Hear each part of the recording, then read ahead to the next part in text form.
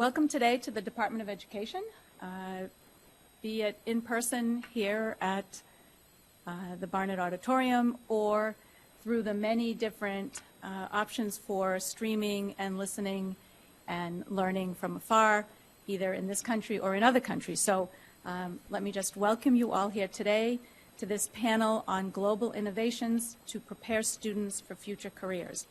I am Maureen McLaughlin, and I am a senior advisor to the Secretary of Education and the Director of International Affairs. We wish to welcome you to our annual celebration of International Education Week.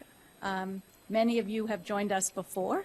As you know, International Education Week began in the year 2000, and we have every year joined with the State Department to celebrate international education, to celebrate the benefits to the U.S. citizens of international education, to the economy, and to the world. And that last part about benefits to U.S. citizens, to the economy, and to the world, I quote from the proclamation that created International Education Week in the year 2000. So we come together to reinforce and learn from each other about how to improve our education systems in our countries, but then how to learn and improve across our countries.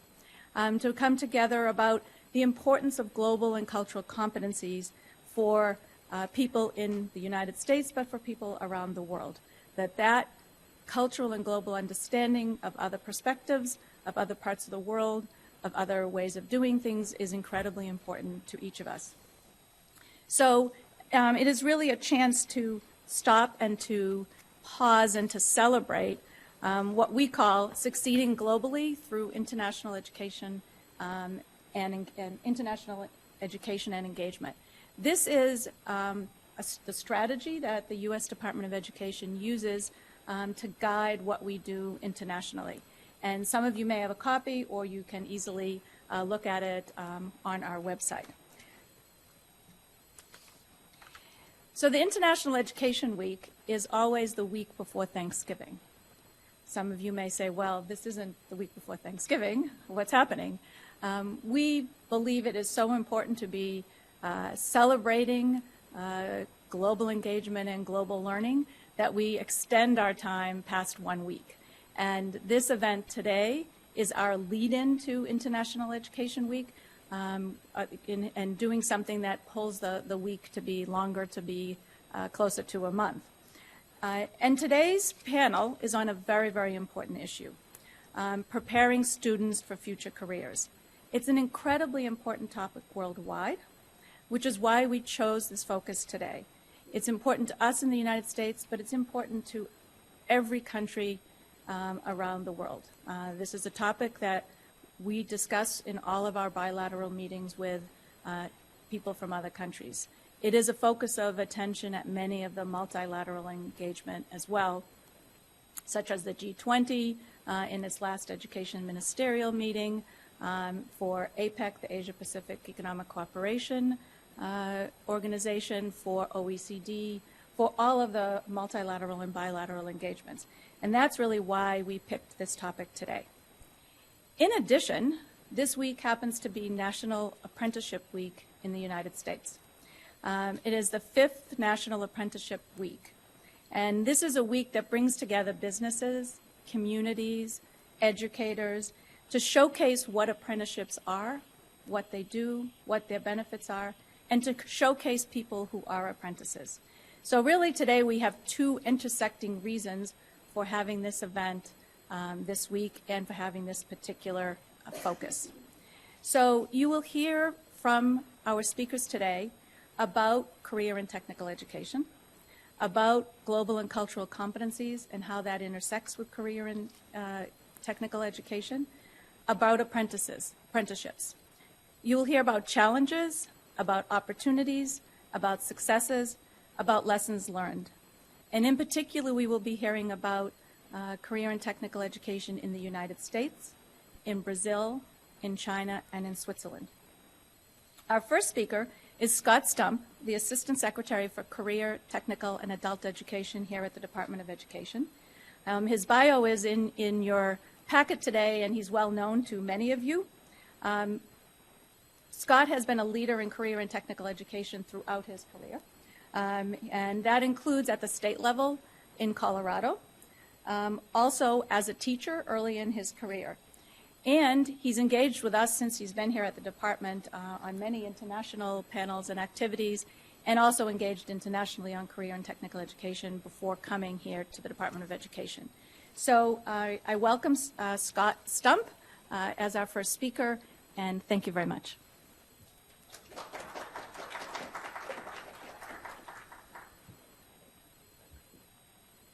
Thank you, Maureen, and thank you to each of you that have joined us in the room, and also those of you that are joining us online.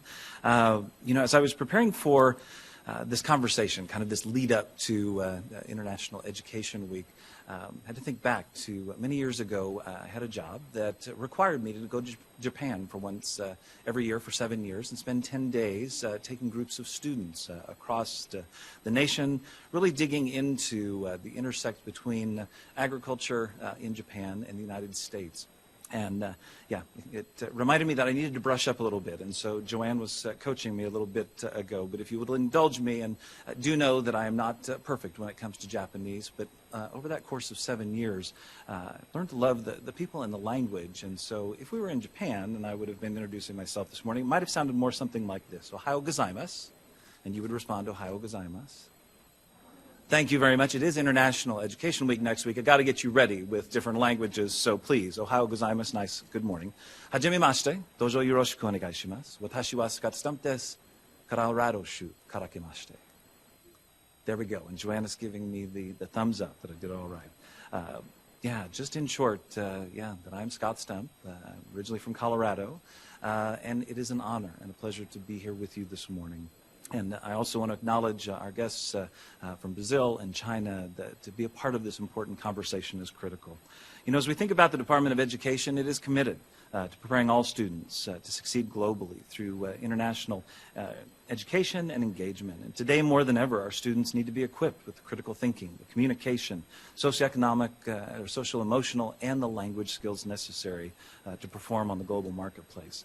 And if you don't think that we're in a global marketplace, this hits home for me in a different way. Other than having traveled out of the country, my son Ross works at a small company in just outside of Denver called Trimble.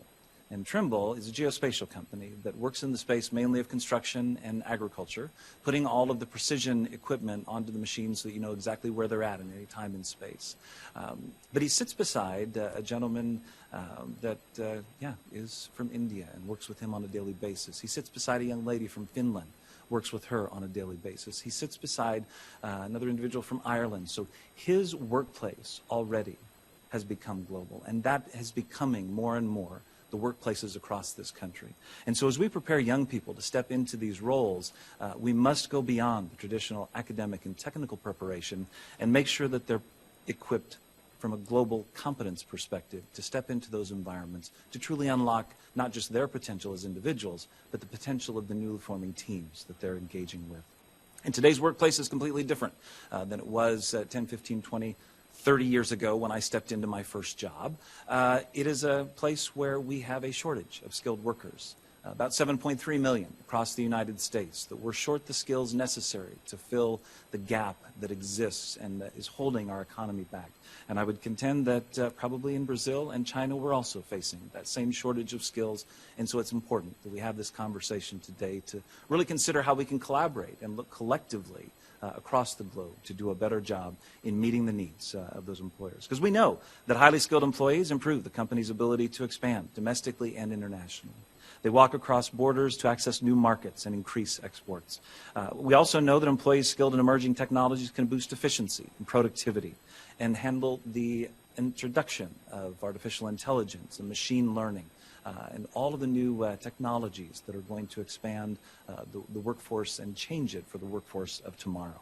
And that's why our Secretary DeVos here at the Department of Education is calling for us to rethink American education. As we take a look at how we do this differently, she really says we need to set aside a one-size-fits-all agenda that really targets students all on one path, potentially to a four-year degree, and really provide multiple pathways that include industry certificates, degrees, and apprenticeships that are in demand and pay well. And all of this is to decrease that widening gap that exists between education and our economy. How do we make sure that those are aligned and that students, once they do get on a path, have immediate access to the next steps in their career in life? And so the Secretary has asked us to question everything to ensure that nothing limits a student's ability to be prepared for what's next.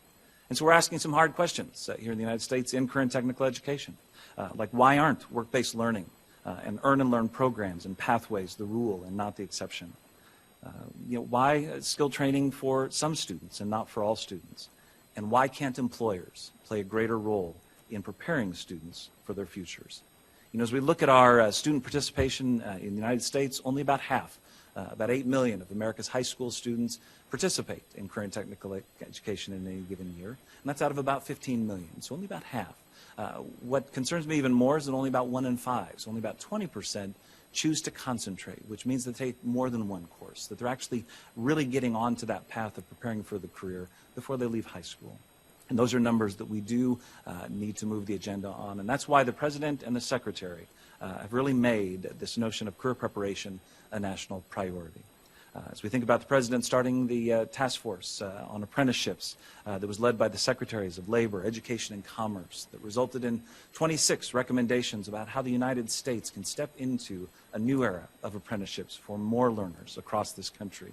In addition to that, and in response to that, the department, our office, released a series of grants last fall called the High School STEM CTE Apprenticeship Grants that are in 6 states, Maryland, Rhode Island, Tennessee, Kentucky, Nebraska, and Oregon. And we'll be hearing from one of those students who kind of predates that grant, but when Maryland was stepping into that space of apprenticeships, you'll get to hear about the impact and the difference that it made in his life, and we're hoping it will make in more lives as we move forward. Building on that momentum, the President also stood up the National Council for the American Worker that is led by the Secretaries of Commerce and Labor. And the Council, with the Public Advisory Committee, is focused on 4 things. One, really pushing a national campaign that signals to the American people, to parents and students and employers, that there are multiple pathways to career success, and that we need to honor all of those pathways and make sure that they're available to more students. We also want to make sure that data is transparent so that we can better match the American workers with American jobs. We also want to modernize the candidate recruitment process and get beyond just degrees and really look at competencies that students can attest to and really match those competencies with the jobs that are available. And last but not least, we want to measure and encourage employer training. There are thousands upon thousands of adults across this country that with an additional skill set could advance in their position, expand their capacity for their employers, and truly make a difference in our economy.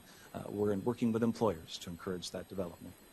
The final piece I would just say is that just over a year ago, the President signed the federal legislation that offers the dollars that we invest on a federal level for current technical education called the Perkins Act. And that $1.2 billion really focuses in on K-12 and community college certificate and degree programs that will fill the needs that are out there. And so we've been working with states as they put together their state plans to expand career programs of study and career pathways to allow learners to easily transition from one phase to the next. We're also pushing to create greater alignment between industry need and the programs that are being delivered. Every program is now required to have a comprehensive local needs assessment to ask the employers in their local area or region to define where should we be putting our investment in the future of training to ensure that the programs we're delivering set the students up for success in whatever that next step in life is. We're also starting earlier, going down to the middle school level to have conversations about careers and dig into exposing younger people to the opportunities that are out there in their community in the world of work. And we're also investing in innovation, like competency-based education, not allowing seat time to dictate or drive students' ability to achieve competencies, and then also distance delivery. We know that we don't have enough instructional capacity across this country. How do we make sure that we're taking good learning and sharing it across students that are in rural areas or in suburban areas where they don't have a program to allow them to get access to what they need? And we also are focused in on a teacher shortage. And, we at this point do not have the capacity in the information technology space to meet the needs and demands of our employers. So how do we quickly ramp up and gear up with individuals in those spaces? We do look to international partnerships to help in this process. And, a year ago, we gathered in this room with our fine colleague from China to host the 4th U.S.-China State Provincial Dialogue on Career and Technical Education. And had about 45 individuals from China, but then an equal amount from the United States for a robust conversation about how we do this work of preparing a skilled workforce. And so we appreciate that delegation being led by the Director General Wang of the Chinese Ministry of Education. We also then in December, so a month from now, last year, gathered at Northern Virginia Community College with the Switzerland delegation to have the signing of the Swiss MOU for understanding and collaboration on strengthening career and technical education and apprenticeships. And those works are already yielding results. Last June, Deputy Secretary Casey Sachs, who you'll hear from in a little while, led a tour of community college presidents to Switzerland to dig into this notion of how we embed apprenticeships and make them a part of our instructional fabric in the United States. We also secured Swiss mentors for those high school STEM apprenticeship grantees that I talked about before. It is through global collaboration like these that we'll expand the capacity of all of our systems to meet the needs of the future. We also, early next spring, will kick off an OECD international study to do looking at strategies for recruiting and retaining teachers in career and technical education. So looking across the world to say, how do we meet this teacher shortage? And then, in addition to that, we'll be continuing our work with Germany on partnering and collaborating on the future of work. The greatest asset of any nation is the character of its citizens, their spirit, their capacity, their ingenuity. By focusing on issues like education and economic development, we can create multiple pathways that support unlimited career mobility and lifelong learning for our people, from our youth to those that are already in the workforce. And their talents, in turn, will power our economies, elevate our societies, and ensure a bright future for the world. So, ladies and gentlemen, thank you for being a part of this kickoff day. We have a panel ahead that I'm sure will be robust and have great conversations about how we can collectively do a better job in this space. But before that panel comes up, it is my pleasure to introduce an example of what innovation in career and technical education can look like for the United States in the space of apprenticeships. And so Ty Pacino, it's just like Al Pacino. Although he does, I don't think he seems a little more reasonable than Al Pacino in some of the movies that I saw him in. But Ty is a 2018 graduate of Linganore High School, and he then, as part of that, jumped into the Frederick Memorial Hospital apprenticeship program. And so since then he's completed it and has now been hired for a full-time job at the hospital. But to tell his story of finding a unique path to his career, it's my pleasure to introduce and please welcome Ty Pacino.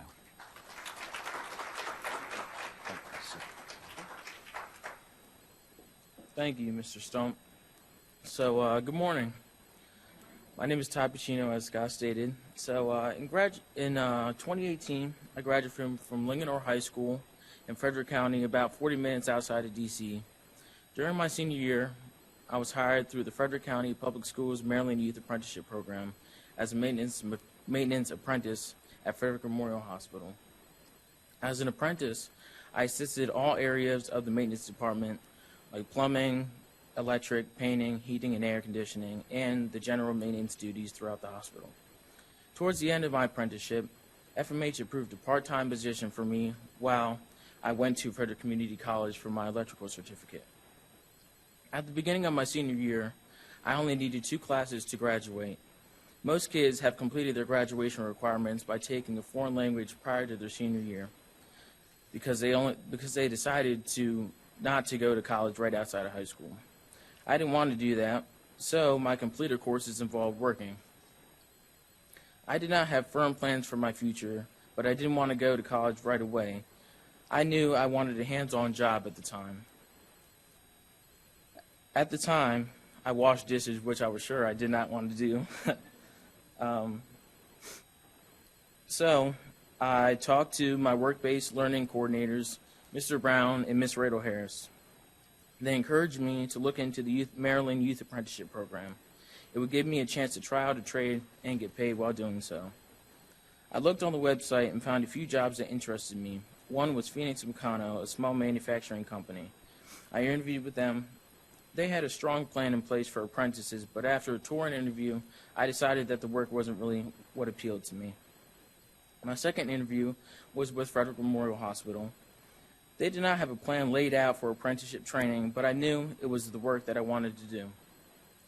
It would be a new experience for me and for them.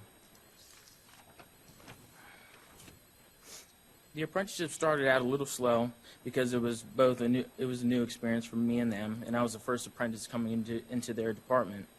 It took me a while until we all got used to how it could work. Ms. Rado Harris really helped me out by listening to my concerns and also talking to my bosses. She helped me learn how to advocate for more responsibilities. I worked with a group of great people. They went out of their way to help support me as I learned, and they also began to assign me projects like small projects here and there, and they also they began to assign me projects to take on, plan, and execute, which gave me confidence on the job. I felt like I was really a part of the team. I was looked at as an employee instead of just a student apprentice.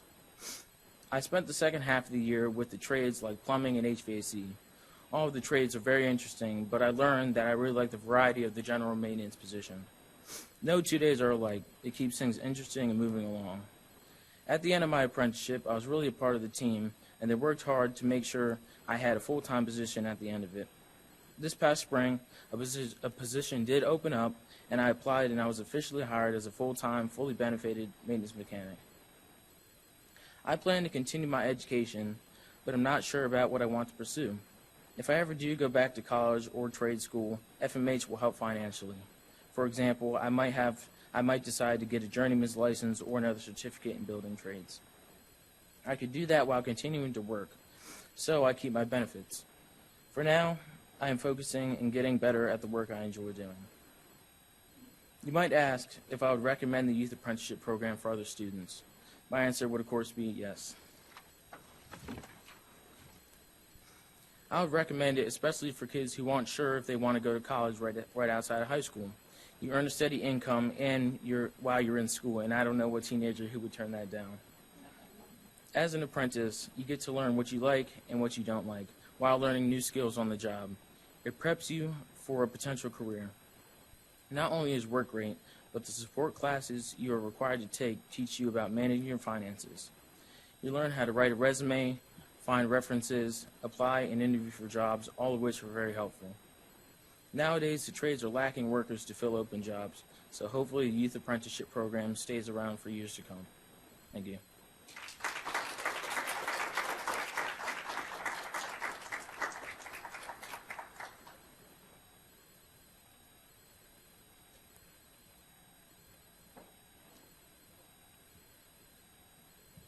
Thank you, Ty. It is always really good to hear from the people who are engaged in apprenticeship programs and how it has worked out. So thank you very, very much. I'd like to invite the panelists to come up on stage.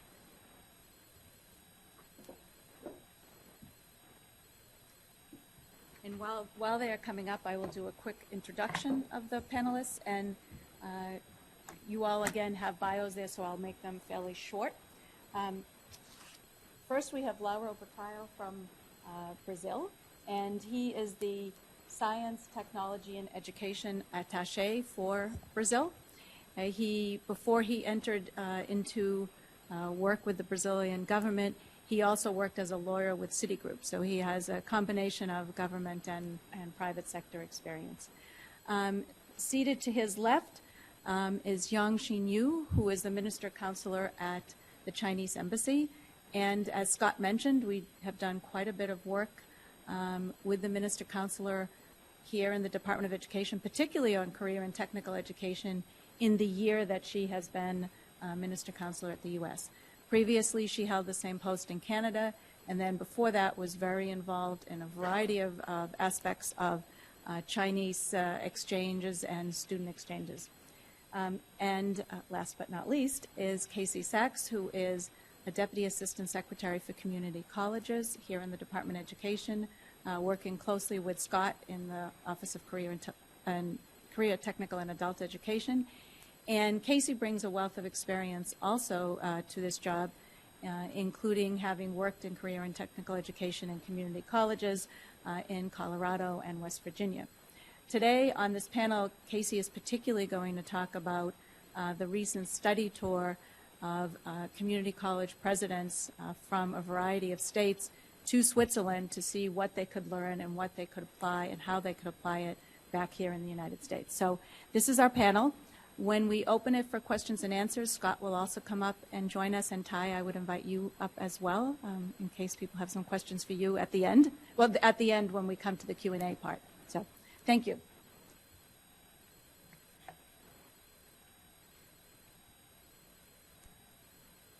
So to kick off, what we'd like is for each of you to give a short 5-minute introduction to key highlights of your career and technical education system, things that you think would be particularly important to highlight and particularly important for people to know. So why don't we start here, and we'll start with Brazil and then China and then Casey on Switzerland. Thank you.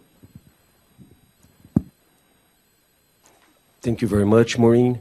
I'm honored to be part of this panel. I just realized that I had made some notes here, but I wrote in Portuguese, so I think I'm obliged to speak a little bit in Portuguese or in English. But if I do it in English, I'm going to be a little slower because of this mistake that I made here. The career technical education in Brazil goes hand in hand with the education itself along the Brazilian history. The first time that technical education was regulated and formally established in Brazil dates back to 1909.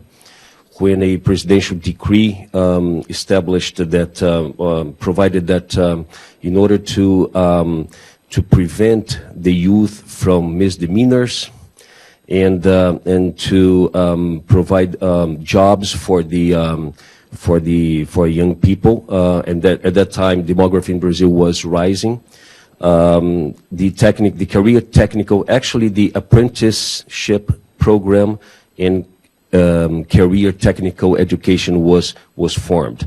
Since then, in other words, in the previous 110 years, we have had several changes to what I'm going to call the career technical education in Brazil. Nowadays, we have approximately 32 federal institutes plus several other schools, technical schools in Brazil that cover approximately 80% of the Brazilian territory. In other words, we in Brazil, we do have technical careers, technical education being provided to about 4,000 local governments, local municipalities. So that represents about 80% of the Brazilian territory. However, we have a lot of work to do in respect of the technical education.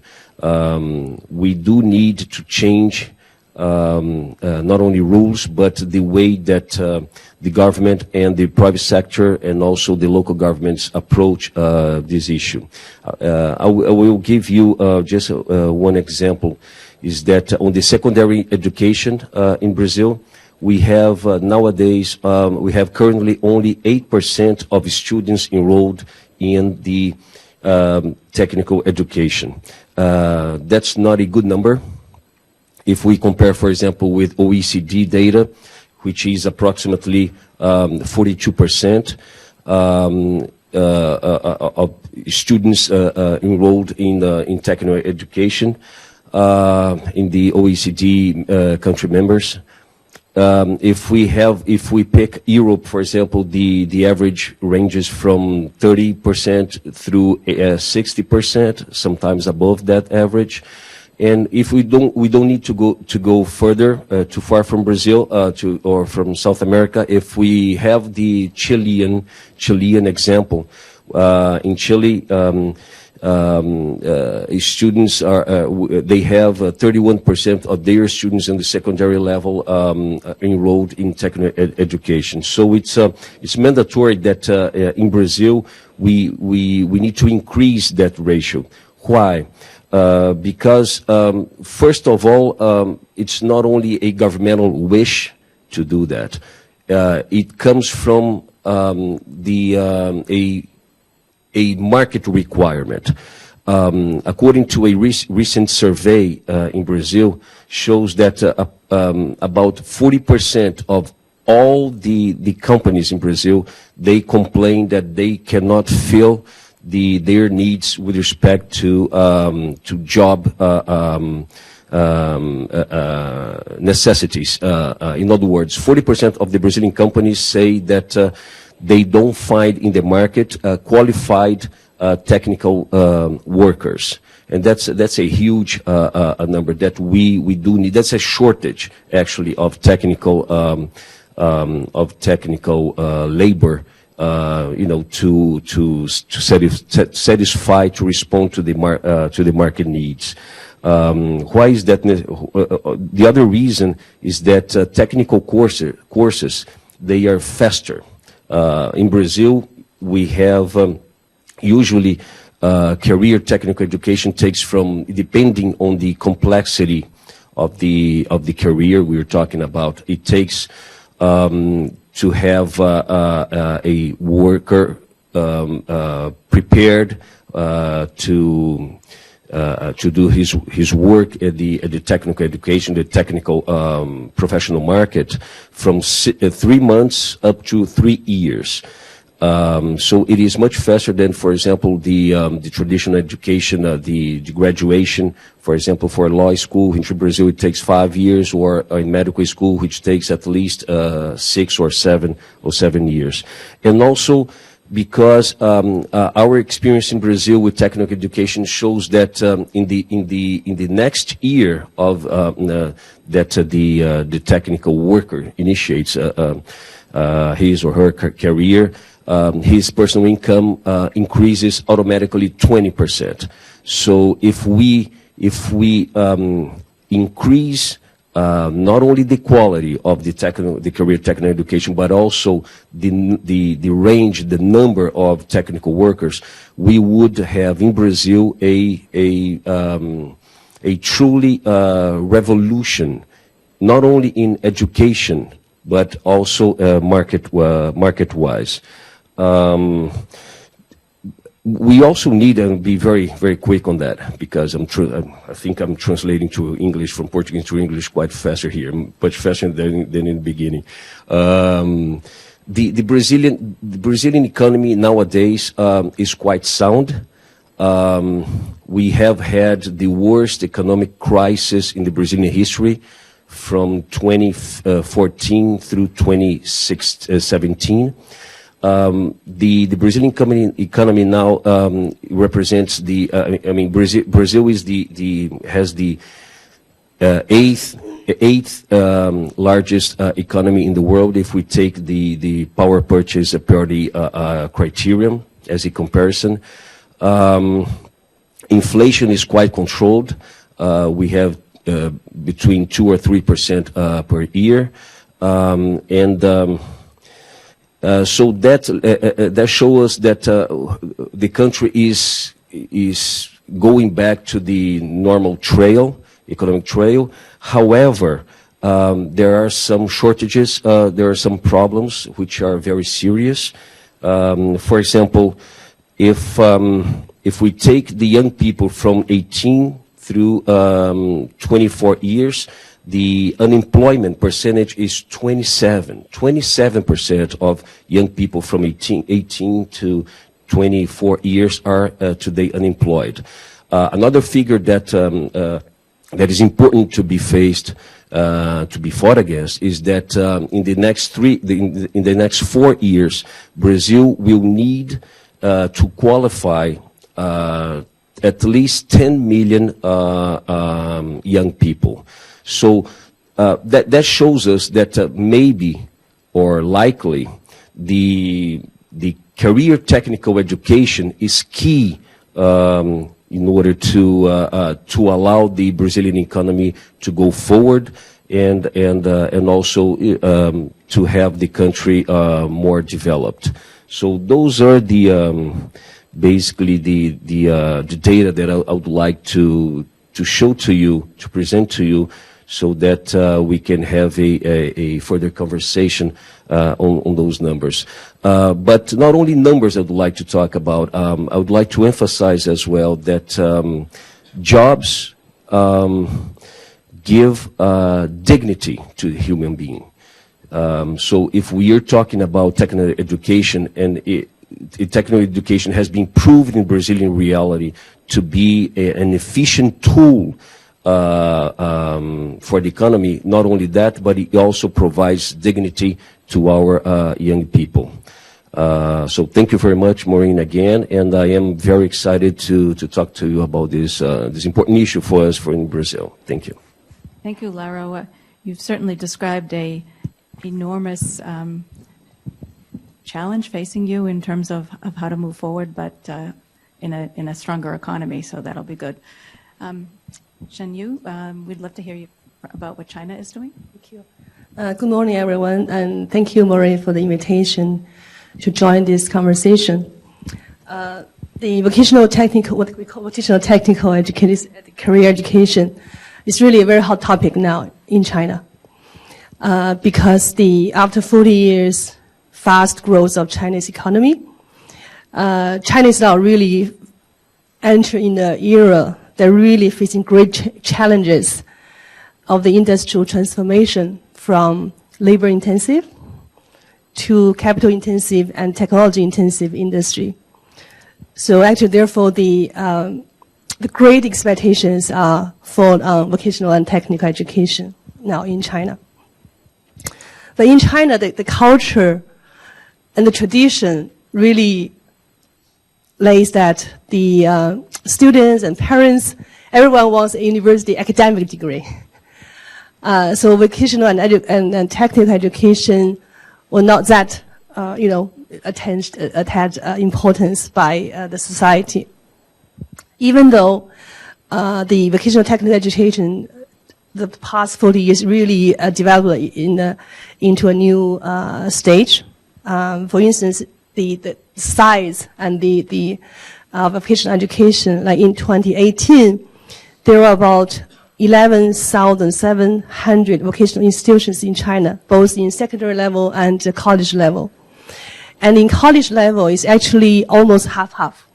Vocational education institution and general academic institutions. There's a huge number of students in the vocational education, but still, we really facing the challenge of quality and also how to really meet the fast change of the economy and the job market. Because the topic is really talking about apprenticeship, so I did some homework for this. Actually, in 2014, like 5 years ago, China's Ministry of Education launched a pilot program for modern apprenticeship. And also in 2015, the Ministry of Human Resources and Social Security and the Ministry of Finance jointly launched a pilot program for apprenticeship for adults and in-service training. So this modern apprenticeship is really a trend. A lot of pilot programs are going on now. Actually, China has a long history of apprenticeship, the traditional way of apprenticeship. I was watching recently a Chinese TV series talking about the older generations of the Chinese traditional medicine doctor. In thousands of years, this area actually it was also the way to train the new doctors is through the apprenticeship. There's a formal ceremony, to start this process, and these apprentices always have to obey everything your mentor tell you. There's no formal education, no academic knowledges, but it's really the way how they train the younger generation. But the modern apprenticeship is different now. It requires school-enterprise deep cooperation. And the distinct difference from the traditional apprenticeship is students enrolled by vocational institutions as well as recruited by enterprise. So and also normally with a pay, like the student mentioned. So the training model is tutor plus mentor. It's very different from a normal internship. So this is the ideal model. But there are a lot of challenges. So if the student can be trained that way, it surely could meet the requirement of the new market.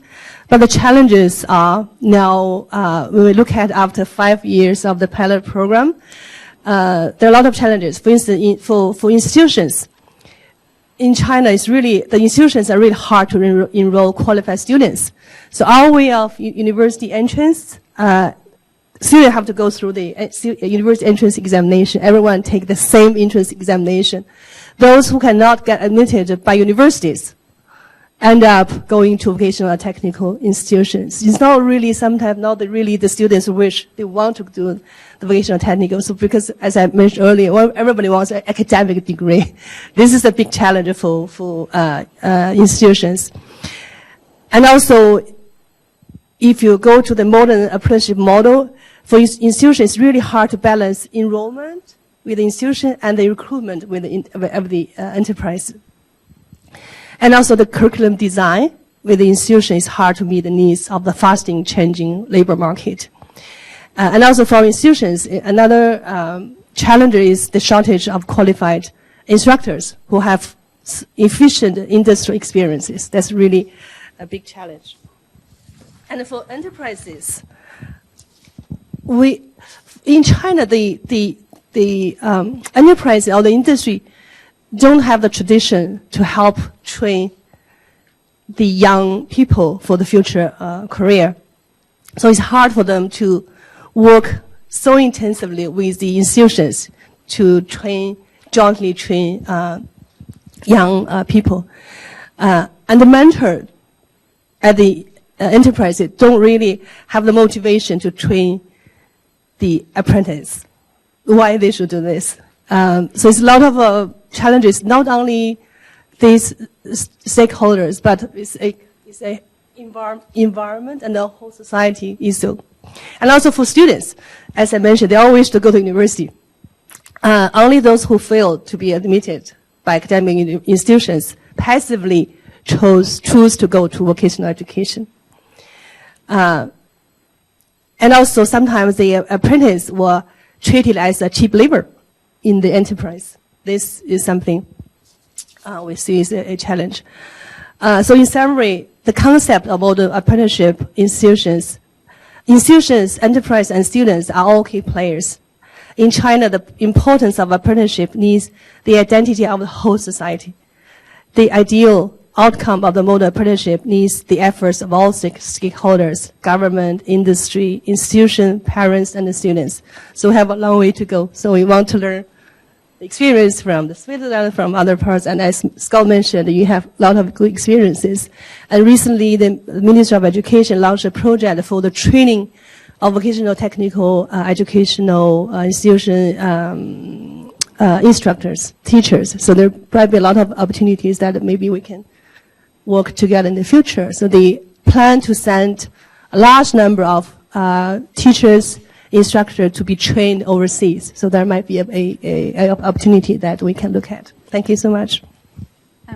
Casey, we heard from Scott, from Lauro, and from Xinyu that in each of the U.S., Brazil, and in China, participation in vocational education or career and technical education is low, and as you illustrated, in China is not necessarily what people want to choose. It's the default. Switzerland is a very, very different picture where participation is high and it's viewed very positively. So we'd love to hear from you about the trip you took with U.S. educators and hear some of the ways that Switzerland was able to address that and then how will you bring it back to the United States? Sure. Thanks, Maureen. So you heard from Scott that last summer Perkins was reauthorized, and Perkins is our guiding statute here in the United States around career and technical education.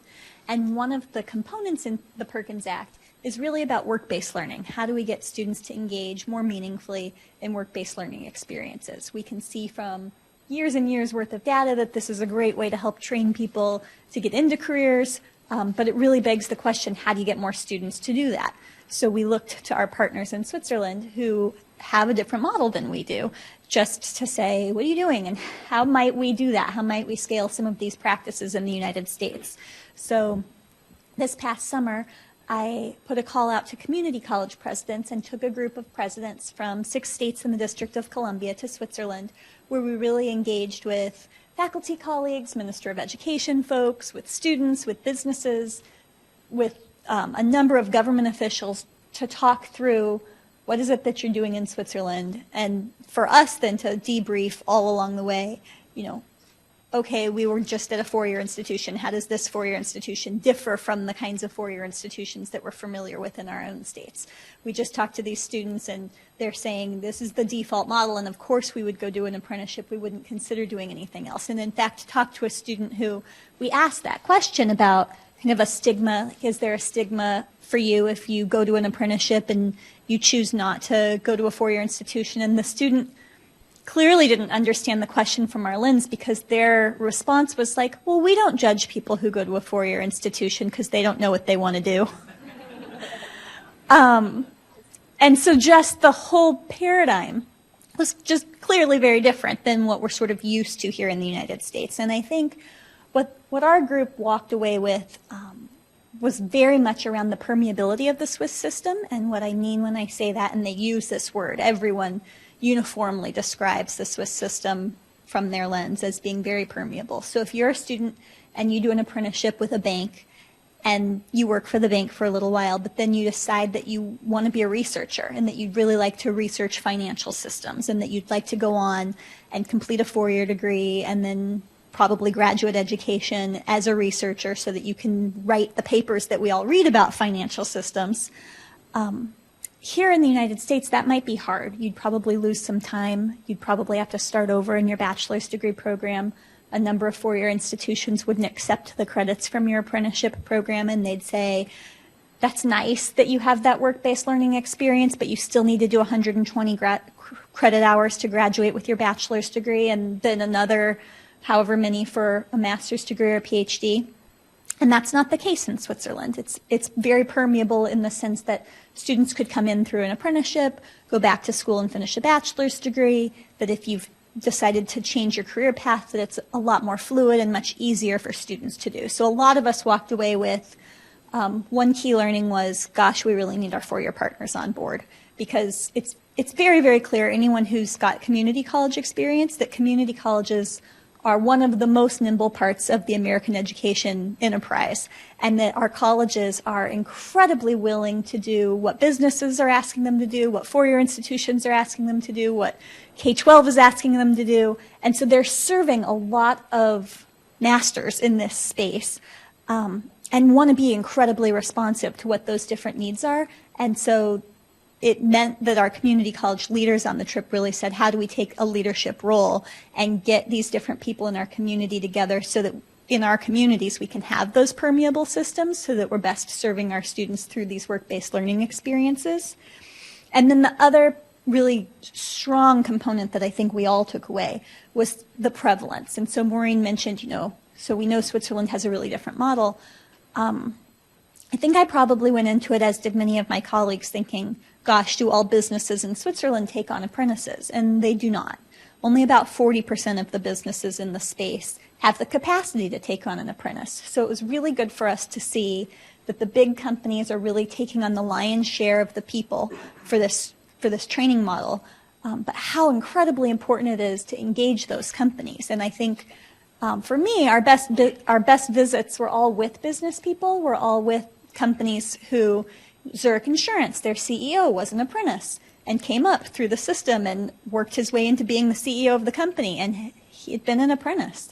And many CEOs, that's true for a number of Swiss companies. And Swiss banks were sort of the model that we focused on because the banking industry here is so geared around that four-year degree, and in Switzerland, that's just not at all the case. And so even being able to switch between the two different models was an important part and an important learning for our group. But our community college presidents certainly walked away talking about the importance of engaging their business leaders and engaging their business community. And I know we have one group from Arizona who's planning their own business engagement with Switzerland this coming summer for that very reason, that many of our educators are on board, and it's sort of an easy sell to say, of course, work-based learning makes sense, of course, apprenticeship makes sense as a learning model.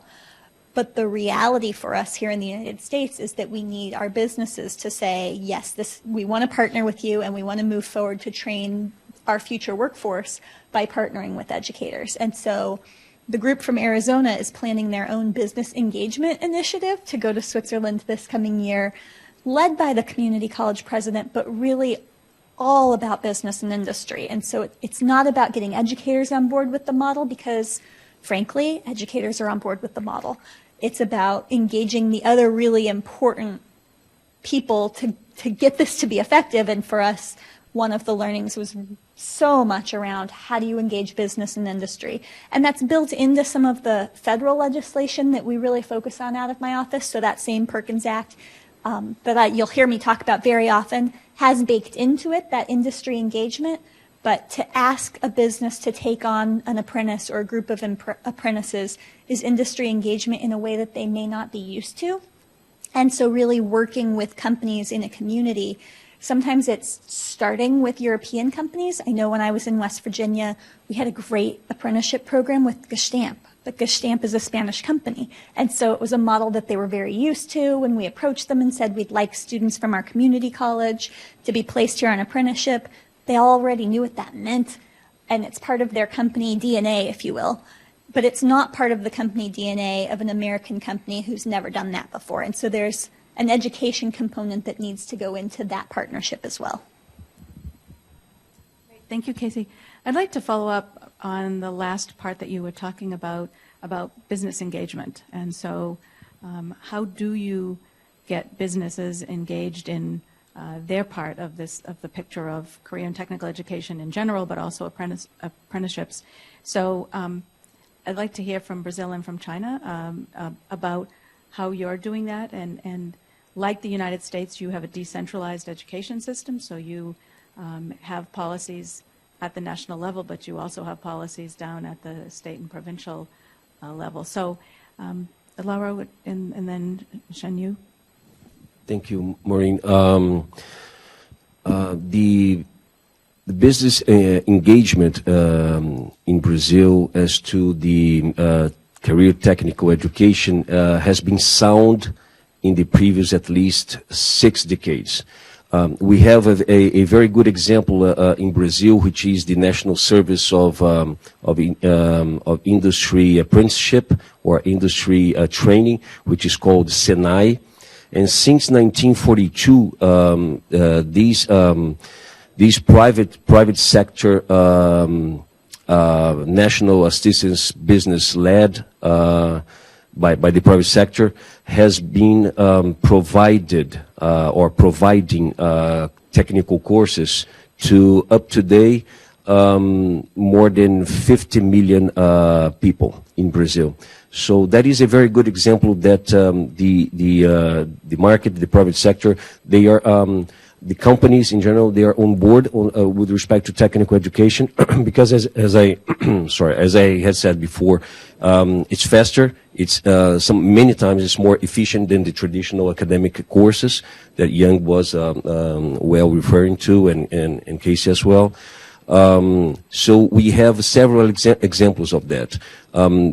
Another example that comes up to my mind is that this week at the UNESCO conference, a project led by the private sector will receive an award there in Paris, and this project is called Amazonia Sustainable Amazonia Project, and it's a project that has that has provided technical education in more than 600 places in the Amazon region in Brazil. And it is being carried out by 2 companies. One of them is Bradesco Bank in Brazil, which is the largest private bank in Brazil, and also by Samsung Brazil, the Brazilian Samsung company in Brazil. So that is another good example also of the engagement by the industry, by the financial system, by business in general. And I would like just to add very quickly that one important component that the Brazilian government, that the Brazilian society has come up with, or is the need to include the technological component to the technical education. In other words, make the big challenge, I think, in the next future is to make technical education more marketable, more appeasing, more interesting to especially to the young people by adding the technological component to it. In other words, in Brazil we have approximately only 13,000 startups. If we compare with the U.S. ecosystem, there is more than 1 million companies, startup companies in the U.S. So we believe that in Brazil, which has a very entrepreneurial society, if we could bring innovation into the career technical education realm, I think that that is a very good way to proceed with. I think in China, the level of engagement of business in the vocational technical education is really differs from region to region. If you look at the East Coast, the well developed to compare with the Western or inland. In these regions, there are so many private enterprises, and they work pretty closely with the schools and institutions. Sometimes, by the way, like tailor-made, like a customized program. They work with institutions and really train for this particular enterprise. So in that way, they work really very close together. But for many other institutions and the industry, like Casey said, not in their DNA to so involved with the education. Not only vocational technical education, but also university engineering education is also the issue that really, not as in Europe, they have the tradition, like in Germany, in France, Switzerland, they have this kind of a tradition, the industry really involved in their engineering educations. For instance, the France way, their technical universities and also their École Centrale, those kind of institutions really work so close with the industry. And once I remember I asked the president of one French technical university, I asked him why the French industry involves so much with your training of engineers. And he said, like a enterprise, it looks like the first three, when you take students for intern for the training in their companies, the first 6 months is really you provide a lot of efforts, energy, cost, everything. But after 6 months, the industry will gain after 6 months. So it's really a big issue in our education system. Yes. Each of you mentioned the issue of technology. So I'd like to ask each of you to comment about how technology has transformed or has the potential to transform career and technical education. And Casey, why don't we start with you? Sure. So there's a lot of answers to this question. I think one of the things that we're really seeing is that the future of work is changing, and we all have experienced that. Just last week I was talking to my admin assistant, and she said, you know, I remember when we used to process travel vouchers by hand, and I would walk them over to this office at LBJ, and some of you are already nodding at me because you remember doing this.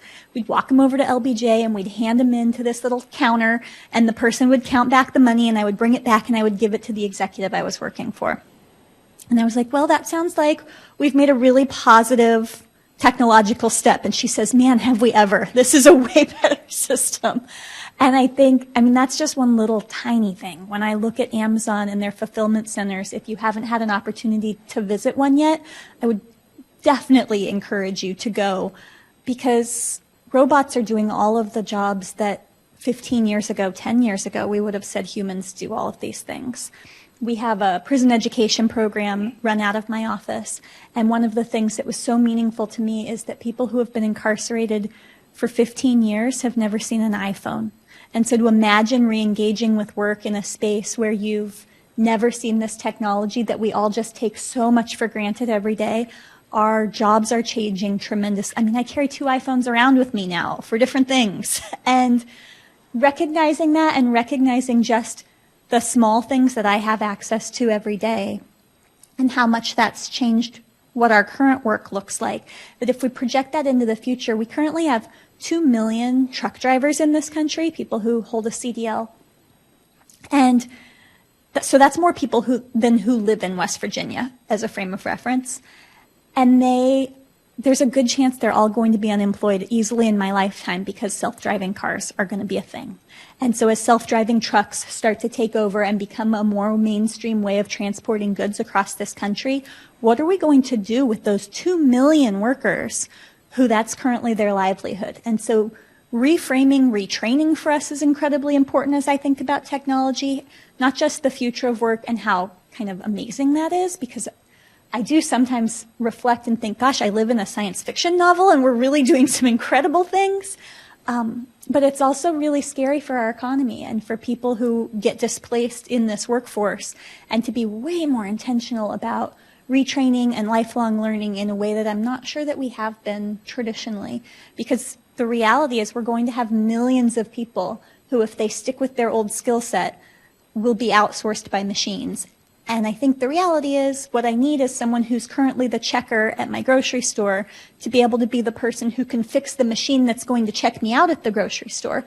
That's an incredibly different skill set, and it means that they need retraining in some really intentional ways to be able to get there. Technology really changed the way of life and also the way of learning. Just yesterday, we call Double 11 in China. It's a huge sales day online. It's just hard to imagine how fast this grows in the past 6 years. I think they started 2013 something. And it's just enormous. It's what brings to the job opportunities, just that single e-commerce kind of. So it's really changed the way you can imagine, like even 5 years ago. And it's also interesting, last week I was hosting a group of American school teachers. They were having a conference in DC, and this is a company called VIP Kids. I don't know if you heard about this. 6 years. It's just grows enormous. This is the way the teacher are teaching Chinese students English online, one-to-one, face-to-face online teaching. So just in 6 years, the growth, like now they have 500,000 students registered to the program, and there are 70,000 American teachers teaching them in this program. What I see from this is not just the industry, I mean the business they made, but also this kind of a connection they made. So I met about 50 of the American teachers. They're so excited about their way of teaching the Chinese kids learning English. And what I see the beauty is the connection they make. It will last forever. I mean, the friendship they build. Many of the students, they will travel to US to see their teacher in the summer. And the teacher will go to China to meet their students in China. And they talk about how the impact this brings. Like because they were all learning at home. So the student can look to see the teacher and their home and their kids. So we're eager to learn more about their teacher, their family, their culture, and also the same way the teacher will look at the students at home and try to learn more about China, about the Chinese food. So this kind of connection made is far beyond the learning itself. It's really interesting to let us think how this technology changed the life and also the way of learning. It's really something amazing. Yes, it's a very, very good question. Technology transforms society. The best example here is just sitting beside me. We have the United States and China, and that those countries' experiences in the previous decades have shown the world that this statement is correct, is true. We in Brazil, we are very concerned with the need to leap for the country to have leaps regarding the technology subject. In the previous 3 years, we have the Brazilian government and universities have created 9 innovation hubs around the country. That is a good start. What do? They attract companies that need qualified workforce. There has been more efforts on the training of teachers regarding innovation technologies, and also has been a campaign to attract young people to enroll in the career technical education. That's a good start, but it's not enough. 2 months ago, the Brazilian government has launched this new program called New Ways, Novos Caminhos, New Ways to do the New Ways is a program applicable to the technical education. So what the government and also the universities and the private sector in Brazil, what we are doing is striving to peruse the situation and to foresee the solutions would be. And innovation is indeed one of the axes of this program by the Brazilian government, which has again involved private sector, universities, academia, and also the state and local municipalities governments. New Way sounds quite interesting. We'll have to learn more about it. I think in talking about technology, and Casey explicitly mentioned this, which is as work is changing, we know that our children are going to change jobs many, many times over their careers. But we also have people who are in jobs now, as Casey mentioned, who will need to move to other jobs. And how are your systems working on the issue of reskilling or upskilling adults who are already in the workforce?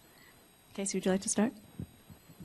So that's certainly something that community colleges are really focused on. We certainly have four-year institutions that are in the same space, but because my expertise is around community colleges, that's what I'll tell you about.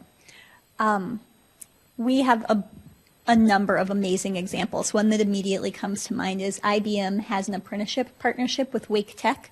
So Wake Tech is in North Carolina, and they're running about 400 students a year through this IBM IT software engineering certification program. And what's astonishing about it is that most of those learners are not traditional age students. So traditional age college student, you're thinking like 18 to 22. And what IBM has done is they've said, well, Wake Tech is serving a population that's in their 30s and 40s. We should be doing that also with our apprenticeship. And so certainly they have traditional age students in the program, but I think the idea has been, how do you make this pipeline a lot more accessible to not what we've always called non-traditional learners? But if we actually look at our numbers here in the United States, folks who are not 18 to 22 are becoming very much our new normal. Panasonic has Panasonic and Tesla in Reno, Nevada have something with Truckee Meadows Community College that's fairly similar. It's called the Panasonic Preferred Pathway, and they've really targeted adults in this particular learning model. And the idea is, that folks don't get laid off on a semester schedule. And so they've created their program so that it's open entry. You can start on Mondays. So whatever Monday you want to show up to Truckee Meadow Community College, if you're interested in this mechatronics program, it's designed intentionally to be responsive particularly to adults. And that's part of it, that as we have adult learners who need to re-engage with training and need to re-engage with education so that they can do something different for themselves and their families, we have some different needs that we have to address for learners. And one of them is, if you want to buy a car and you come in today and tell me, gosh, I'm ready at this car dealership to buy a car, and I tell you, come back in January and I'll let you buy the car on January 3rd because that's the only day we sell cars. That's ridiculous, and you're not going to buy a car from me. And so the same could be applied to some of our education models, and some of it is figuring out how to be responsive to our learners, particularly our adult learners who are trying to reskill.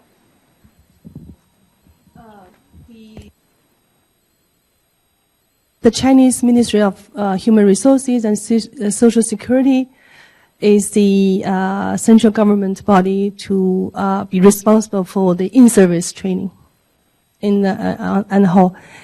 And there are ways that the institutions and enterprises provide in-service training for their workforce. And also there's a system in China that we call open universities. Like it's almost adult education institutions. Every province has at least one provincial one, and there are many in different levels. So these institutions really provide mainly adult training. And also the vocational colleges, they always have programs to provide to the local community of, like your community college, for adult training. And enterprises, sometimes they have their own way to train their workforce. So there are different ways and level to provide training for adults. Yes. The Ministry of Education in Brazil is the central body, is the federal institution responsible for education policies in Brazil. But with respect to adult training, the Ministry of Education, the federal authorities, they share responsibilities with the state and municipalities governments as well. In the next months, the Ministry of Education will be hiring 40,000 more teachers. They will be specially trained to provide not only to young people but also to adults technical education. In addition to that, we have in Brazil a very sound and efficient tool that has been proved efficient along the time, which is the distant learning. We have 4,000 places that provide within the Brazilian territory distant learning, technical education learning to adults as well. Well, you touched upon the issue of teacher training or encouraging people to get into training and get into teaching for both adults, as you talked about, but more broadly for the issue of career and technical education. And Scott in his kickoff talk mentioned that in the U.S. we have a real shortage of teachers for this area. So in my last broad question to all of you, could you comment on the issue about how to build, encourage, and create a really strong teaching force for people who are going into career and technical education? And who would like to start? Xinyu. Okay. It just recently, like few months, 2 months ago, the Ministry of Education launched an initiative to help train qualified teachers in vocational and technical education, there are ways of training. The one particular, as I mentioned earlier, is really to send them to study abroad, to be trained. The target was 5,000 in 5 years will be sent abroad for the training. This is one way. And then there are provincial and levels who also help set up this kind of program to train the teachers. The focus is really train them because our instructors of vocational education institutions are mainly the graduates from academic institutions. They really lack of the industry experiences. That's the main issue that this kind of this initiative really focus on. So I wish that there will be some opportunities that we can look at in the future. So Casey, maybe you could talk a little bit about what you learned in Switzerland about how they get a strong teaching profession in their career in technical education. Okay, I can. That wasn't going to be how I answered you. Okay. Well, first of all, we're doing a number of initiatives here out of the department that are really geared towards addressing teacher preparation, teacher quality, both from our secondary group, from the post-secondary group, and from Attaché, the Office for Career and Technical Education that I represent. We're really specifically focused on CTE and interested in how do you get more teachers, particularly into some of these skilled trades areas. You heard Scott talk about IT as one of our need areas, but we have a number that are just a critical need for so many of our schools. And so we've really been asking states to come up with some creative solutions. We've seen places where states are leveraging their concurrent or dual enrollment programs, so they're getting students from K-12 into their community colleges and saying, especially in rural communities, you know, if we have 12 school districts and a community college all in one region, we don't need 13 people who have this cybersecurity specialization. We could have one who's at the community college, and we could do much more robust dual enrollment, either busing students to the community college or doing things more creatively with some of our online capabilities and online instruction. And so it's sort of a hybrid approach of how do you really get access for students to the teachers and the quality instructors that they need so that they can get this specific skills training. I know we've seen a number of other really innovative approaches in states. In West Virginia, where I moved here from, we had a hospital who actually gave us nurses several days a week to teach in our nursing program. So one of the challenges in some of these really high-skilled areas is that our colleges and school districts can't compete with the salary that someone would make if they were in business. And so nursing in particular, if I have to have a master's degree certified nurse teaching in my nursing program, I can't compete with the hospital. They're paying almost twice what we're paying our faculty in the hospital. And so the hospital is at the same time screaming that they need more nurses. And so what they did was that they gave our college nursing faculty. And so rather than be college employees, they continued to be hospital employees, but their shift on Tuesdays and Thursdays was a shift at the community college. And they used it as a recruiting mechanism, and they wrote it off as a recruiting expense, and they said, it's really important that we increase our nursing pipeline, and the way we're going to do that is with the community college. And so this is going to be our cohort at the community college, and we'll have these nurses who are teaching for you recruit directly out of this cohort. So I think it's a combination here in the United States of both policy and kind of creativity on the ground as to how we really get these skilled faculty into different schools in different regions, because it depends on where you are and it depends on what you're hiring for. I know when I've tried to hire faculty in certain areas, if I'm trying to bring in an English professor, I have a lot of choices for English professors, but I have very few choices for cybersecurity experts. And the reason for that is that the market will pay a cybersecurity expert a lot more money than I can from my community college. So in this context, I think we're seeing some really creative solutions. And then certainly in Switzerland, the model is different enough that they do still have some of the teacher shortage that we're all talking about. And for some of the same market reasons, that in some particular technical areas, there's still not that incentive to come and be a teacher at a university. But for many more, and part of the reason it's not such a dramatic problem is because you have students who are doing apprenticeships at very much at scale. And so if 70% of your population is doing apprenticeship, and so that means that they're working with the experts at the business place, they're getting some of those technical trainings and technical skills in their work-based learning experience. And so it's really then incumbent on the system to say, what do we teach you at school and what are you going to learn on the job? And so it's figuring out the curriculum in a different way. Can I add a few? Like just Cassie talked about, there's another way to encourage, like you mentioned, the flow from institution and industry.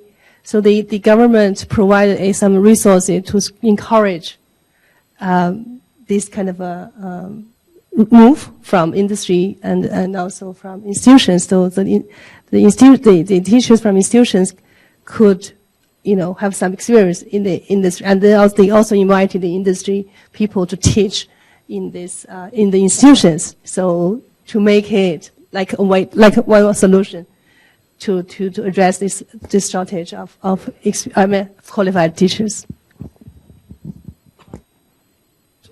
Teachers training and hiring is really an immense challenge for Brazil. Brazil has a territory as big as actually a little larger than the U.S. territory, if we consider the contiguous U.S. territory. We have several realities, socioeconomic realities within Brazil. The Amazon reality is different from the population who live in this southeast, most industrialized and richest part of the country, which is Rio de Janeiro, São Paulo. The hinterland reality in the southern part of Brazil is really different from the northeast portion of the country. So it's really been a huge challenge to succeed on that. I had mentioned the training of 40,000 teachers. One important element for that training has to do with technology, has to do with innovation. What we have done is a couple of surveys that show that the Brazilian market, the private sector, need 40, as I had said before, 40% of the companies they can't find qualified workforce yet. And 2/3 of the companies in Brazil, they say, but please, we do need workforce qualified with digital abilities, digital skills. So again, the innovation component should play an important role in not only getting the teachers well trained, but also to attract the young people and adults that want to play an important role in the private sector in the Brazilian in the country's economy. We have the knowledge that that's at about 70% of what the market needs has to do with logistics, transport, telecommunications and energy sectors. So what the teachers training program will focus on those areas, and also the universities, the states, the cities, governments, and also the federal government will also concentrate on trying to get in the next few years a well-trained workforce to fulfill those needs. So I'm going to open it up to questions from the audience and invite Scott and Ty to come on up. Before we open it to questions, do any of the three of you have something that you wanted to say or a point you wanted to make that we didn't touch upon that you'd like to put out there before we open to the Q&A? Not required. I just figured I'd give you the opportunity if there's something we missed. No? Great. So Scott, come on up. And Scott, I'll give you my microphone and then I'll use this one right here. And Ty, why don't you take the chair at the end and I will stand?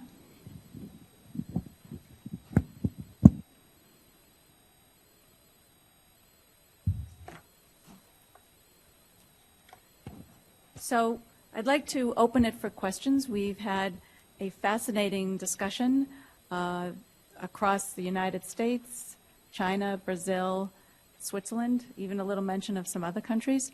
And we both see similar challenges and opportunities in countries as well as differences in how our systems approach things.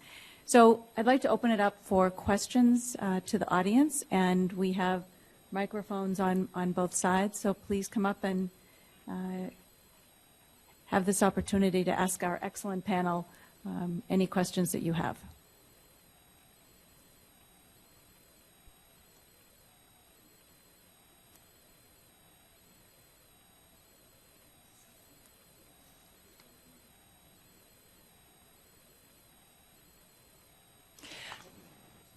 I'm Daphne Bonaparte with the Department of Defense Education Activity, and when I worked in a state, I saw how we were so focused on making sure that we were providing workers in our state for the careers that were in the state.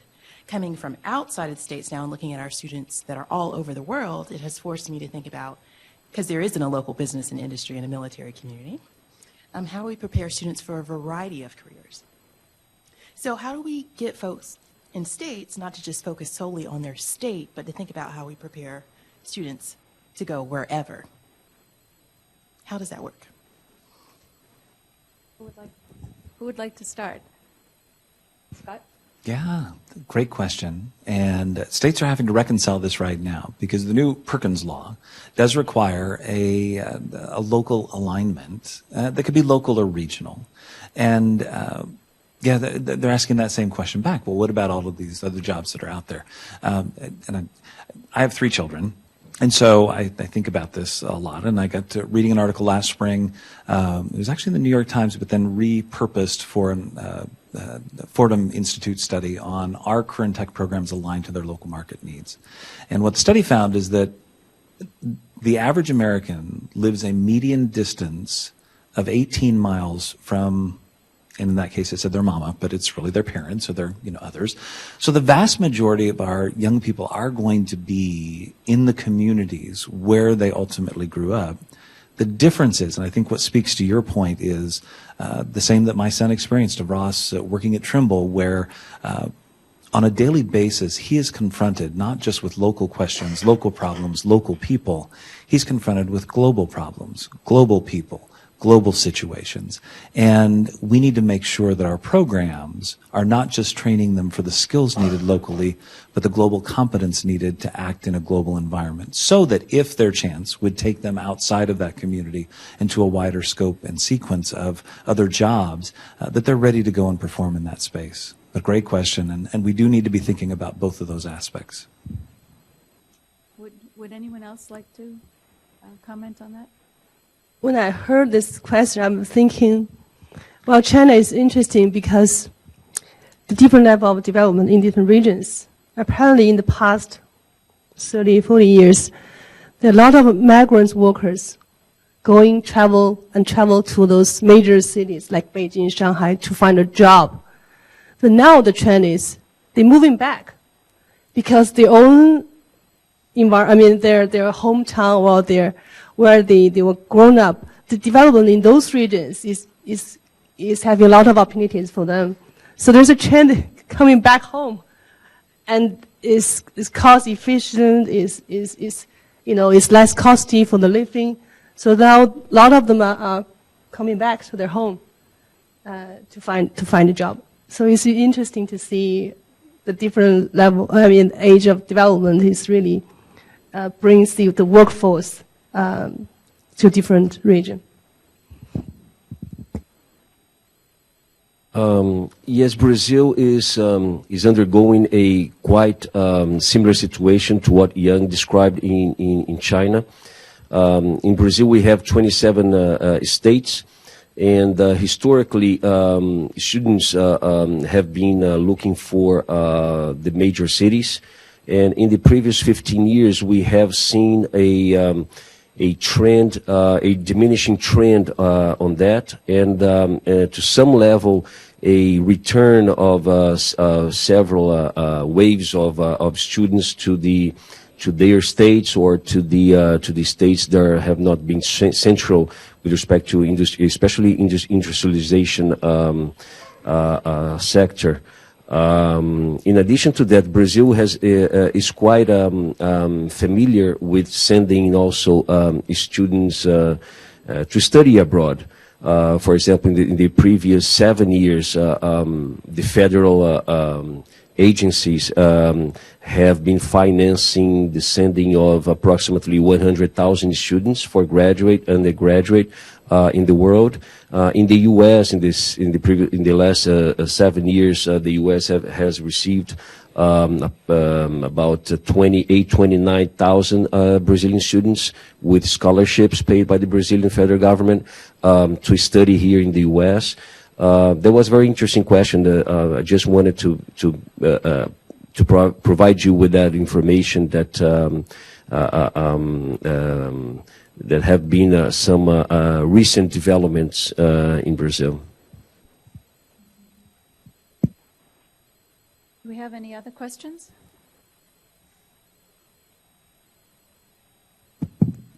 I'm Suzette Soria, also from the Department of Defense Education Activity. And I also have 3 children. One went to study university in Spain, one in Italy, and one in China. And yes, you know, I really believe that we should encourage our children to study and at least to be with people from other places to get that perspective. But I just want to bring our experience in Germany. For example, Germany is very much into the apprenticeship system. So that is mainly the way that young kids get into jobs. And they've had this apprenticeship from secondary all the way to university, where they actually work, and it's almost like a guarantee that they have jobs because their their education is and their training is aligned with their market needs, as you said. So what is it? I have 2 questions. What is it that we can do to, because for them, the businesses, the industry, they like to train. It's almost like a social responsibility that they take on. So what can we do to make this? Because I hear about teacher training, I hear about technology, I hear about that.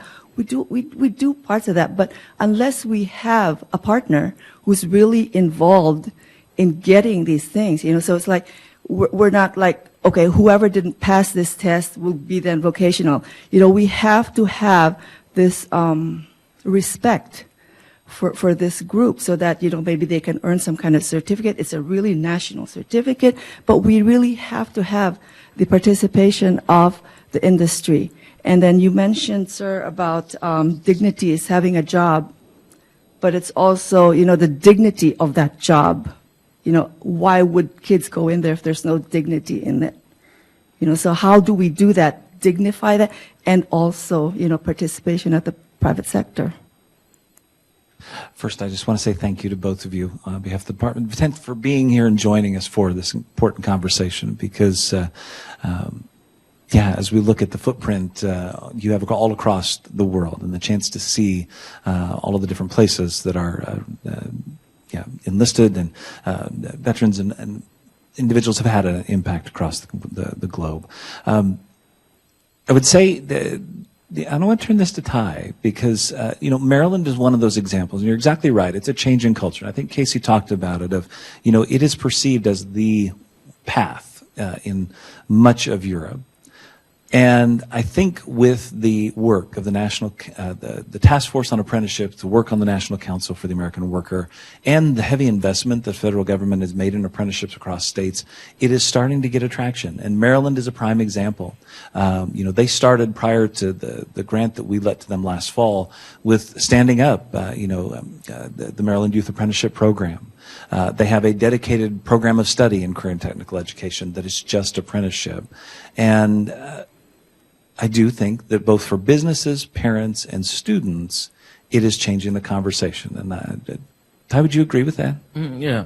So when I was in when I was in high school, I was kind of skeptical about going to college for the 4 years, and I know it's kind of like a thing that is kind of looked at as that's what you do. You go to college for 4 years, you get your degree, and then move on to a job.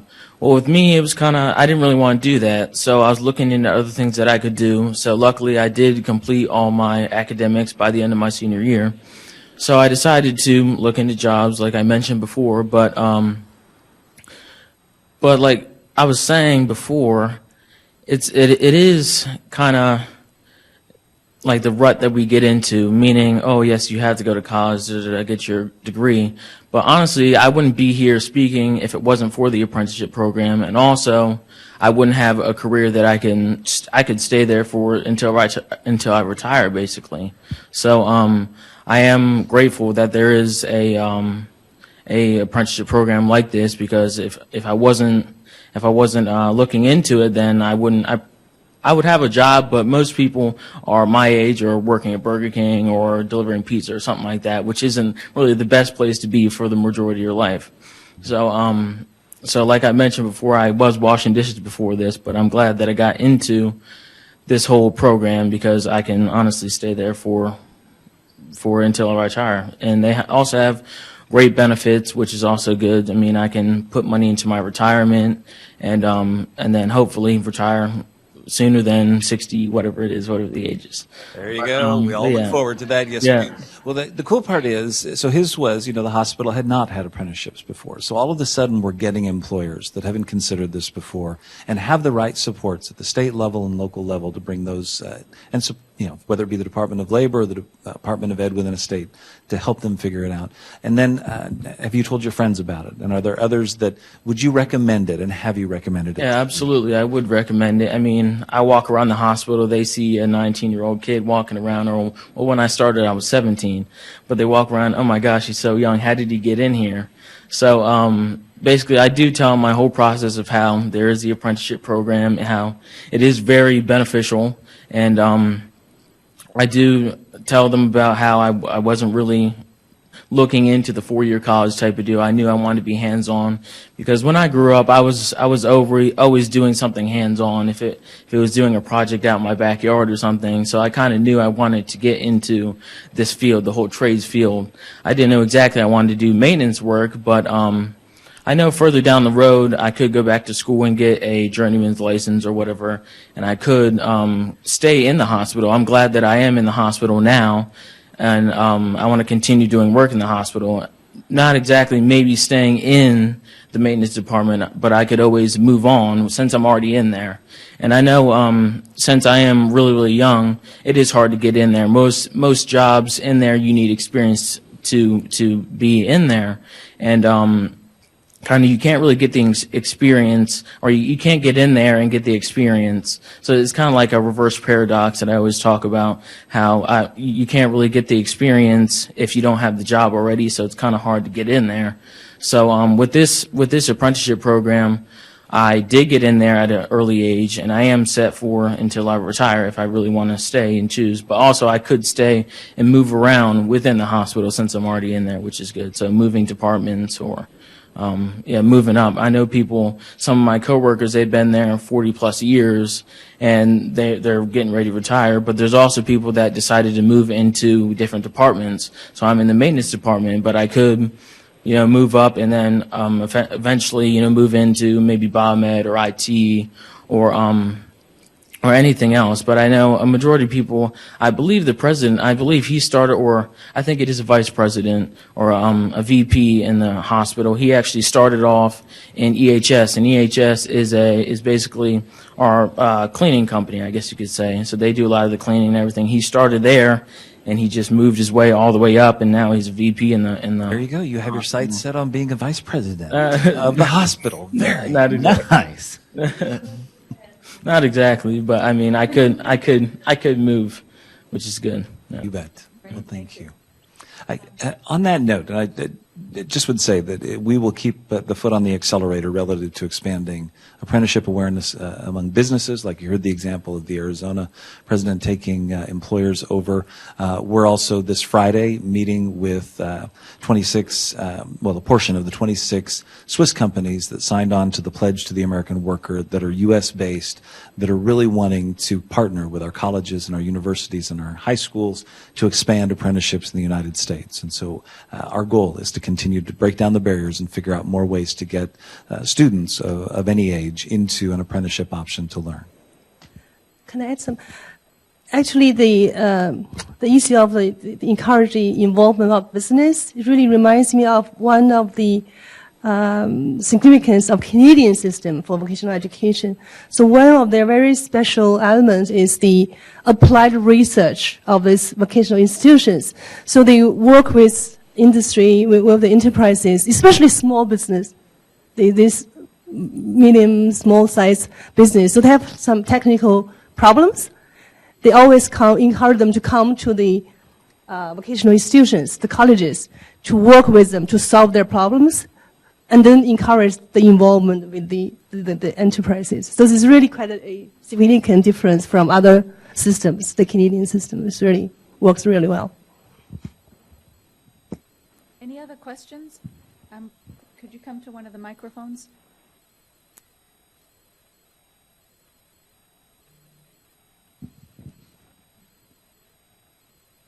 Hello, I'm Chu from Korea Research Institute for Vocational Education and Training. I would like to add up a little bit about the global perspectives.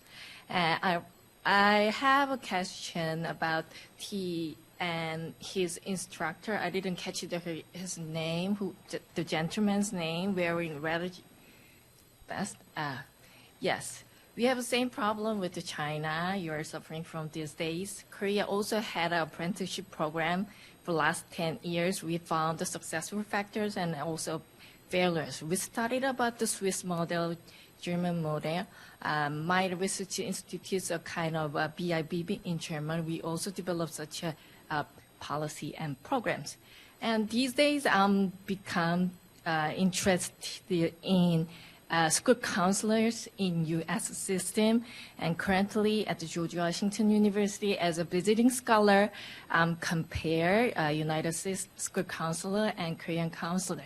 So my question goes, how did you find your students in need of career coaching? And I have one more question. How do you describe those teachers, instructors, counselors in schools and in work center?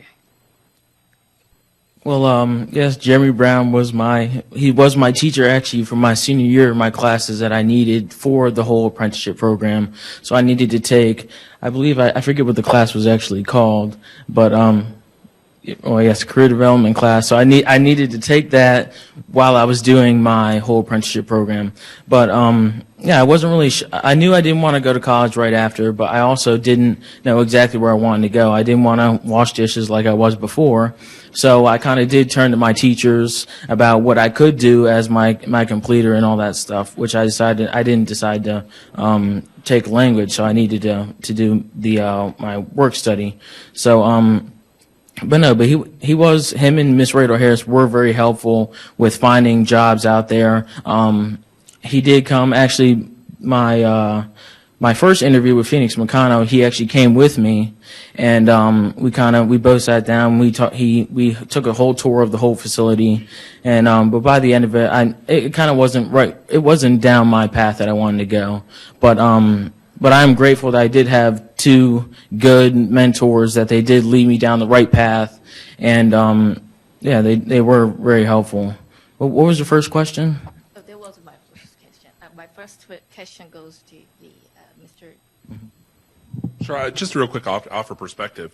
I think it is. I work with the students, and I'm in Frederick County, Maryland. I'm the youth apprentice coordinator for the county as well, and we're in our 4th year of the program. And to answer your question, it's a major re-education, and it's not a major re-education for the business world. Business partners are our easiest sell when we're going out for the apprenticeship program, because they have the need and they want to train their workforce. They want to build that pipeline.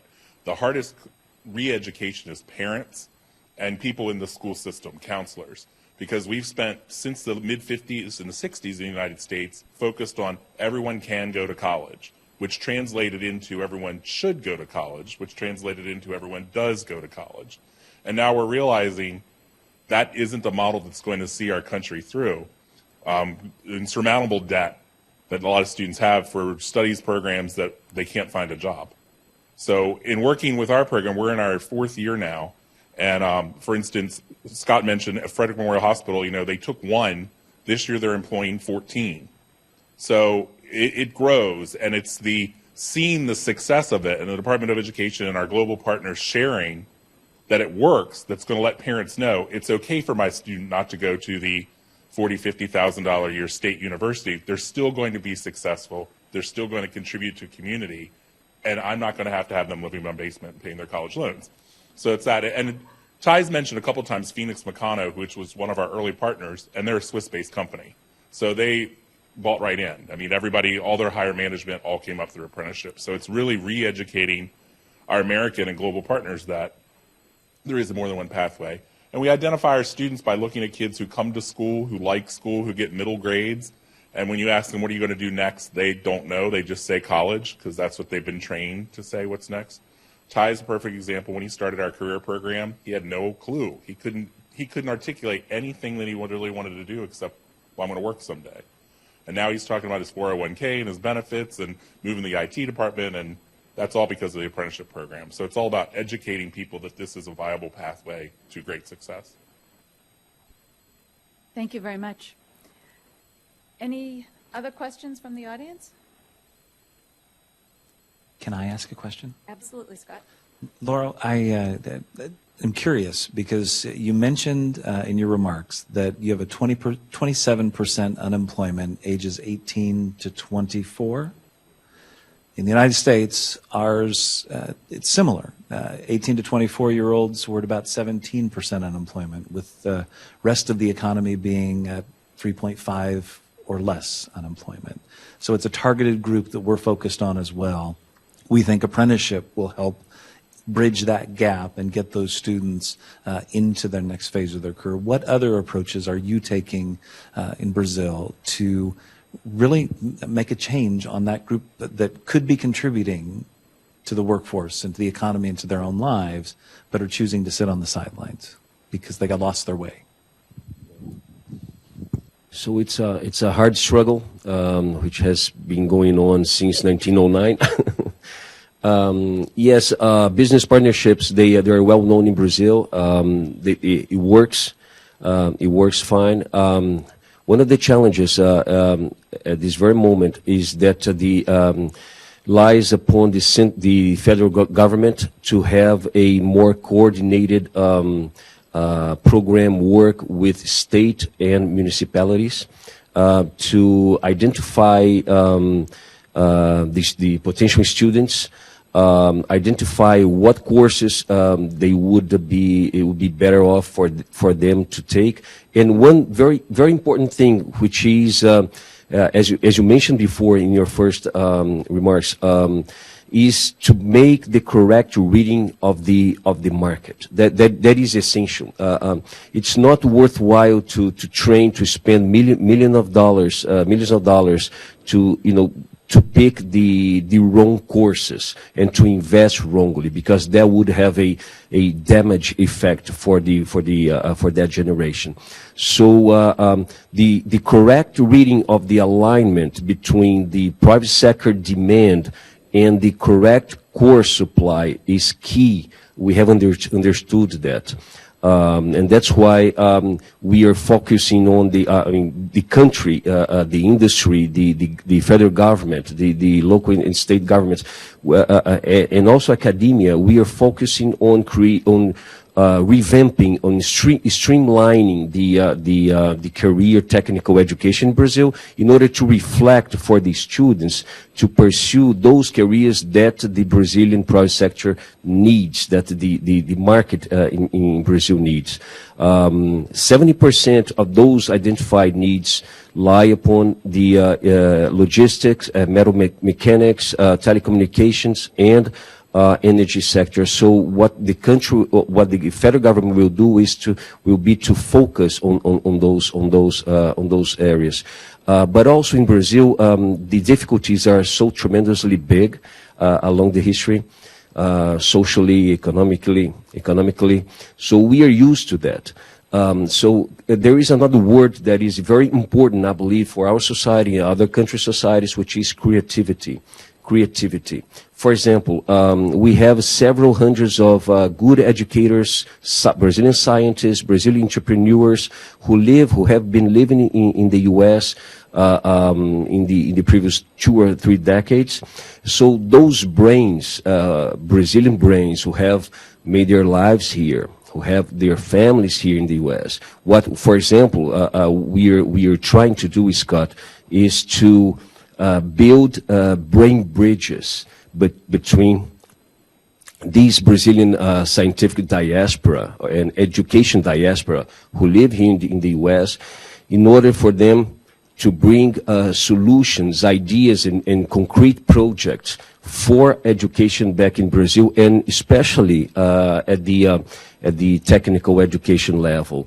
And this is creativity is one important word for us for Brazilian history. And with some creativity, we will be the embassy in Brazil will promote on December 6th one full day event at the embassy. The third meeting of this education and scientific diaspora, Brazilian diaspora in the U.S. So I would like to take this opportunity, I'm sorry to talk too much, but to invite you all to attend this event that we will be promoting in our embassy on December the 6th, starting at 9 a.m. We will bring the Brazilian scientists who live in the region, who live in California, who live in other places of the U.S. We will also have U.S. scientists to talk with the Brazilian diaspora. And for the first time, we will be able to bring 4 or 5 main authorities from Brazil related to science and technology and education sector. So again, I take this opportunity. Thank you very much for the invitation to being here with you. And please attend this meeting. And you're all invited. It's going to be great for us. Thank you. Thank you very much. Does anyone have any closing remarks you would like to make? So would you please join me in thanking our fabulous panel, Ty, Casey, Xinyu, Lauro, and Scott. I think it's been fascinating to learn together about U.S., about Brazil, about China, about Switzerland, but also about Korea, which came in, a little bit about Japan, Canada, Germany. So it really, this kind of a panel very much reminds us and reinforces how much we are all interconnected and how much it is that we can learn from and with each other. So please join me in thanking our panel.